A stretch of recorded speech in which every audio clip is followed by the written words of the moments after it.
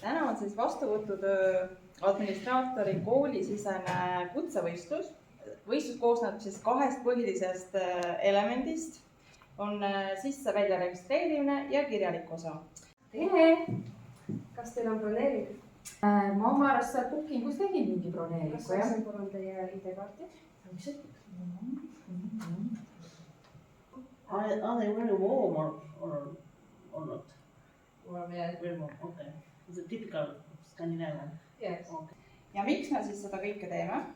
Kindlasti siis kõigepealt on majutusteeninduse eriala õpilastel võimalus näidata oma kutseoskusi ja ette valmistame teid kindlasti siis tulevaks praktikaks ja valmistame teid ette ühtlasi nii koolieksamiks kui tulevaseks kutseeksamiks.